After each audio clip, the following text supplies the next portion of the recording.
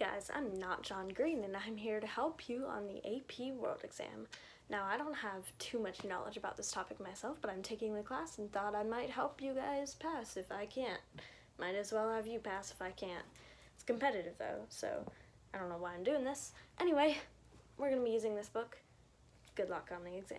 Today we are starting Chapter 4, Eurasian Empires. Today, specifically, we're going to be talking about Persia and Greece. So my teacher assigned me to read pages 143 through 158 over the next 2 days, but if you look at page 145, at the big header, it says Empires and Civilizations in Collision, the Persians and the Greeks. And that is where it really starts. The rest of it is just an introduction, but of course, you should still read it. If your teacher assigns it, you should still read it, unless you are the Mongols. So the second wave civilizations, for the most part, didn't directly encounter each other because they had separate societies and they had their own ways of organizing their lives. But there's a great exception, which, as you guessed, is not the Mongols, it's the Persian and the Greek civilizations. They were physically adjacent to each other in the Mediterranean and the Middle East, and they experienced a centuries-long interaction and clash. It was one of the most consequential cultural encounters of the classical world. So remember that, because I'm not going to. So now we are talking about the Persian Empire. In 500 BCE, it was the largest and most impressive of the world's empires. It constructed an imperial system that drew upon previous examples such as the Babylonian and the Assyrian empires, but it was way bigger. And they conquested a bunch of places. They conquested from Egypt, India, and they basically made it one huge state with a lot of diversity, a lot of cultural traditions. There were over 35 million people there. It was crazy. The Persian Empire had a pretty strict kingship type thing in which if the king died, people would have to shave their heads, all the sacred fires would be put out, and all of the horses' manes were cut short. And so they freaked out when the king died, basically. Also, I forgot to mention that the kings were super powerful, and they were like the kings of kings, and they were like the most powerful kings ever, and they were absolute monarchs. The Persian Empire did a lot of things right, and for this reason they were a model for a bunch of other governments in the region. And this was because they had a bureaucracy, and they had court life, administrators, tax collectors, record keepers, and translators. They were very well equipped with all of those things. I don't know if you can say well equipped about people, but whatever, they had a lot of them, so they served as a model for other people's governments. Now, the infrastructure of the Persian Empire, there was a lot of it. Whether you're talking about predictable taxes, or if you're talking about the canal that connected the Nile to the Red Sea, or if you're even talking about the 1,700-mile Royal Road, which that was a huge accomplishment back then. On the Royal Road, there was a fresh supply of horses every 25 to 30 miles, and if you went from one end of the road to the other to deliver a message or something, it would only take a week, which is crazy for back then.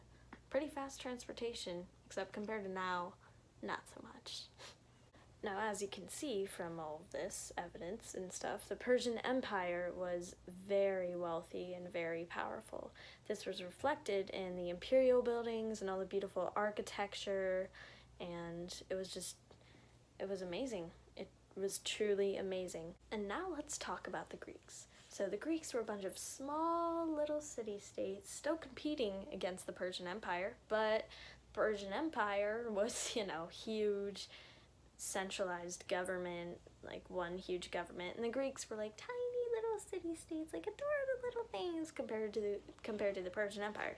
Since they were like right next to each other, they had to compete for resources and for other stuff, which I'll get to that later, but they were both Indo-European, and they were both made huge marks on the first civilization time period. Now, eventually, these two societies, the Persian Empire and the Greek civilization, collided, and so the Greek civilization called themselves the Hellenes, and they were only about 2 to 3 million people, while the Persian Empire was on a totally different scale at 35 million people. So the Greeks also were a lot smaller geographically compared to the Persians. The Persians were just so large. But the Greeks had a lot of like city-states, and they neighbored each other, and they would always come into conflict with each other because they were so alike. They worshipped the same gods, spoke the same language, etc. They would always temporarily suspend those rivalries in order to participate in the Olympics, which began in 776 BCE, for those of you who are wondering.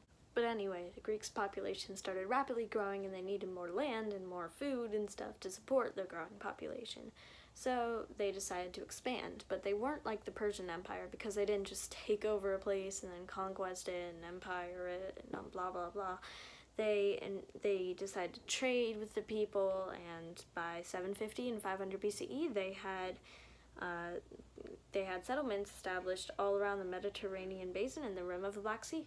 So they were pretty successful in expansion. So one of the main differences between the Persian Empire and the Greek civilization is that while the Persian Empire was super hierarchical, the Greek civilization basically made the idea of citizenship. But it's not the same citizenship we see today. The citizenship in the Greek civilization mostly started with only high-class people being able to have full rights to citizenship. And then gradually the middle-class people and the lower-class people, mostly small like farmers and stuff, got those rights. Tomorrow we'll briefly touch on Athens, and then we're going to talk about the Greek-Persian Wars and a collision between Alexander and the Hellenistic era. I'll see you then. I'm not John Green. You're watching Not Crash Course. Bye. I'm Allison.